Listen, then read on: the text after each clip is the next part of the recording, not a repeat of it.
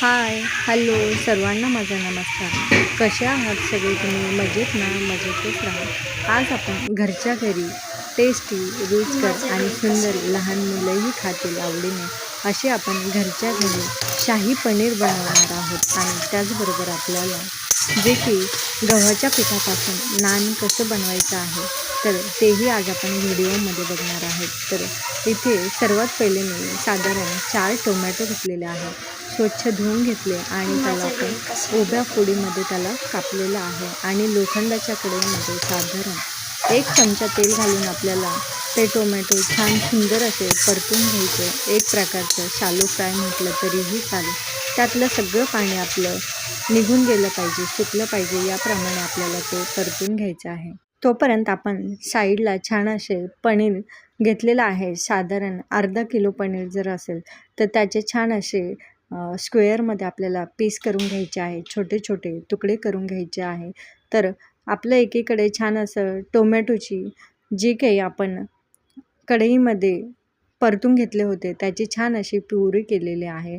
आणि त्यानंतर आपण साधारण 1 कप दूध घेतलेलं आहे. तर त्या दुधामध्ये आपल्याला शाही पनीर मिक्स जो काही कोणत्याही किराणा दुकानामध्ये किंवा डीमार्टमध्ये किंवा कोणत्याही किराणा सामानामध्ये आपल्याला सहज उपलब्ध आहे. तर त्या दुधामध्ये आपल्याला 1 कप दुधामध्ये ते शाही पनीर जेवढी क्वांटिटी असेल तुमच्या घरातील, तर साधारण इथे 2 माणसांची क्वांटिटी आहे ही. तर 2 माणसांसाठी आपण छान आता ते दुधामध्ये मिक्स करून घेतलेलं आहे. आणि एका साईडला आपण ते अर्ध्या तासासाठी ठेवलेलं आहे.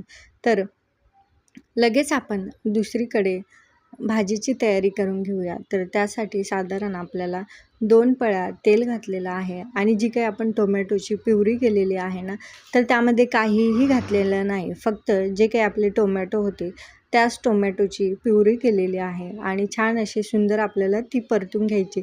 जोपर्यंत त्याला तेल सुटत नाही ना तोपर्यंत परतू द्यायचं. म्हणजे मग छान सुंदर आपला तरीही व्यवस्थित येते. परतल्याच्या नंतर आपण जे काही दुधामध्ये शाही पनीर मिक्स केलेलं होतं तर ते सगळं आपल्याला याच्यामध्ये घालायचं आहे. आता आपल्याला तिखट, जिरे, मोहरी किंवा कढीपत्ता अशा कोणत्याही गोष्टी आपल्याला यामध्ये ॲड करायच्या नाही. कारण त्या शाही पनीर मिक्समध्ये सगळ्या गोष्टी आहेत. तर आपल्याला फक्त शाही पनीर बनवायचं एकदम प्रॉपर त्याचीच टेस्ट यायला हवी, म्हणून आपण याच्यामध्ये कोणत्याही गोष्टी इतर ॲड करायच्या नाही. तर छान सुंदर असं टोमॅटोची प्युरी आपली परतली. त्यानंतर आपण जो काही सारण तयार केलं होतं ते सारण यामध्ये ॲड करायचं आणि छान असं सुंदर त्याला शिजवून घ्यायचं. जोपर्यंत ते छान व्यवस्थित शिजलं जात नाही, त्यातला अर्क हा उतरत नाही, तेल सुटत नाही, तोपर्यंत त्याला आपल्याला छान असं परतून घ्यायचं आहे. तर मसाला परतल्याच्या नंतर आपल्याला जेवढं काही पाणी घालायचं असेल तर त्याप्रमाणे आपण पाणी घालू शकता. तर आपण जेवढं पाणी घालू ना तर ती भाजी एकदम चांगली शिजल्याच्या नंतर ती घट्ट होऊन जाते. म्हणून आपण जशी आपल्याला ग्रेव्ही पाहिजे त्याप्रमाणे आपण त्यामध्ये पाणी हे घालून घ्यायचं. छान उकळी वगैरे येऊ द्यायची. आणि जे काही पनीर आपण कट केलेले होते, तुकडे केलेले होते, तर ते यामध्ये ॲड करायचे. जेव्हा मसाला आपला छान असा शिजल्यासारखा झाला पाहिजे त्यानंतरच आपल्याला पनीर यामध्ये ॲड करायचं आहे. आता तुम्हाला जर पनीर कच्चं टाकायचं असेल तर तुम्ही कच्चंही टाकू शकता किंवा तुम्ही शालो फ्राय किंवा डीप फ्राय करूनही यामध्ये ॲड करू शकता. जसं पनीरची टेस्ट असेल किंवा आपण पनीर म्हणतो ना, नॉर्मल पनीर किंवा अमूलचं पनीर असे वेगवेगळे प्रकार पनीरचे असतात. तर जसं पनीर असेल त्याप्रमाणे तुम्ही करू शकता. बघा एकदम सुंदर छान अशी आपली इथे भाजी तयार झालेली आहे. तर आता आपण इथे गव्हाच्या पिठापासून नान बनवत आहोत. तर त्यासाठी साधारण मी इथे 1 ग्लास पाणी घेतलेलं आहे. तर ते आपल्याला इथे कोमट करून घ्यायचं आहे. तर तुम्ही साधारण जास्त लोक असेल तर त्याप्रमाणे आपण इथे जसं आपण गव्हाचं पीठ भिजवतो त्याप्रमाणेच आपल्याला गव्हाचं पीठ भिजवायचं आहे. परंतु यामध्ये आपल्याला अजून काही गोष्टी ॲड करायच्या आहे. तर साधारण मी आता इथे गव्हाचं पीठ जे आहे ते स्वच्छ चाळून वगैरे गाळणीने चाळून घेतलेलं आहे. तर त्यामध्ये मी साधारण 1.5 चमचा आपला सोडा घातलेला आहे. आणि हा चमचा जो काही चहा पावडरमध्ये आपण वापरतो तो चमचा इथे वापरलेला आहे. त्याचबरोबर सेंधवा नमक, जसं आपल्याला चवीला मीठ पाहिजे आहे त्यानुसार आपल्याला मीठ यामध्ये ॲड करायचं आहे. तर सेंधवा नमक हे शरीरासाठीही चांगलं आणि याचा खारटपणा हा कमी असतो. तर सेंधवा नमक घातल्याच्या नंतर आपल्याला कमीत कमी साधारण म्हणजे चव उतरेल याप्रमाणे 3 चमचे यामध्ये साखर ॲड करायची आहे. तर तुम्ही साखर कमीही करू शकता किंवा तुम्हाला अजून पाहिजे असेल थोडासा गोडपणा तर त्यासाठी तुम्ही साखरही वाढवू शकता.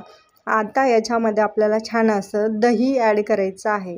तर दही साधारण आपल्याला 1 कप यामध्ये ॲड करायचं आहे. तर आपण जे काही कोमट पाणी केलेलं होतं त्या कोमट पाण्याने आपल्याला सगळं हे पीठ छान असं जसं आपण कणिक भिजवतो गव्हाचं त्याप्रमाणे आपल्याला इथे कणिक भिजवून घ्यायचं आहे. आता इथे आपलं छान सुंदर असं कणिक भिजवून घेतलेलं आहे. बघा जे नॉर्मल जे आपण पीठ भिजवतो ना त्याचप्रमाणे भिजवायचं. काहींच्या कणिकला काय होतं की नंतर जरा वेळाने पाणी सुटतं तर त्यानुसार मग त्यांनी आपली कणिक ही भिजवावी. तर आता आपण इथे छान असं त्याला एका पातेल्यात किंवा टोपल्यात ठेवून साधारण अर्धा तास ते छान असं मुरजू द्यायचं. म्हणजे ते छान आपले जी काही नान आहे ते सुंदर येतील आणि छान व्यवस्थित म्हणजे त्याची टेस्ट एकमेकांमध्ये उतरेल. साखर आहे ती छान व्यवस्थित त्यामध्ये मिक्स होईल. तर बघा अर्धा तास ठेवला आणि अर्ध्या तासाच्या नंतर मग मी इथे थोडीशी तयारी करून घेतलेली आहे. तर त्याचे थोडे छोटे गोळे करून घेतलेले आहे. कोथिंबीर घेतली, थोडंसं तेल घेतलेलं आणि त्याचबरोबर थोडंसं आपल्याला यामध्ये कलोंजी जी काही काळे तीळ असतात त्यासारखेच असतात तर त्यानुसार आपल्याला ते कलोंजी घ्यायची आहे. जसं आपण मैद्याचे नान बनवतो ना तर त्या नानला हॉटेलमध्ये मिळतं तसंच आपल्याला बनवायचं आहे. तर इथे आपण छान अशी त्या पिठाची चपाती लाटून घ्यायची. बघा इथे मी थोडंही पीठ वापरलेलं नाही, फक्त तेल हाताला लावलं, थोडंसं पोळपाटला लावलं म्हणजे ती जी काय आपण नान बनवणार आहोत ते खाली चिटकणार नाही. याप्रमाणे आपल्याला नानचा हा आकार किंवा तुम्ही शेप जसा पाहिजे तसा, गोल पाहिजे तर गोल किंवा मग तुम्हाला लंबुळता पाहिजे असेल किंवा अंडाकृती पाहिजे असेल तर त्याप्रमाणे आपण हा इथे शेप बनवून घ्यायचा. आणि जी कलोंजी आहे तर ती यावरती आपल्याला टाकून छान पसरून घ्यायची आहे आणि छान अशी सुंदर हिरवीगार कोथिंबीर आपण बारीक चिरलेली आहे आणि ती त्याच्यावरती आपण अशी छान टाकून घेतलेली आहे आणि थोडंसं लाटणं फिरून घेतलं. आता इथे आपल्याला एक तवा घ्यायचा. तर शक्यतो नॉनस्टिकचाच तवा घ्या म्हणजे ते छान व्यवस्थित आपलं जसं पाहिजे आपल्याला ते फ्राय होईल. तर इथे आपण आता तव्यावरती थोडंसं पाणी टाकलेलं आहे आणि जी नान आपण लाटलेली आहे बनवलेली आहे तर तिलाही आपण थोडंसं पाणी लावलं. कारण काय होईल की आपले जे काही नानला आपण पाणी यासाठी लावलं की ते तव्याला व्यवस्थित चिटकून राहील जेव्हा आपल्याला त्याला शेकवायचं. जसं हॉटेलमध्ये शेकवलं जातं ना वरच्या साईडने तसं आपल्याला इथे गॅसवरती शेकवायचं आहे. म्हणून मग आपण ते तव्यावरती छान अशी व्यवस्थित चिटकून राहावी यासाठी आपण त्याला पाणी लावलेलं आहे. तर बघा एक साईड आपण छान अशी चिटकलेली आहे आणि दुसरी साईड आपल्याला वरची साईड ही भाजून घ्यायची आहे. तर याप्रमाणे आपल्याला छान असं सुंदर इथे भाजून घ्यायचं आहे. आणि त्याचबरोबर मग तुम्हाला याच्यावरती तूप, बटर किंवा लोणी जे काही आपल्याला वरती तेल लावायचं असेल तर तेलही लावू शकता किंवा घरातलं गावठी तूपही तुम्ही इथे लावू शकता. खूप सुंदर आणि टेस्टी याची रुचकर चव येते.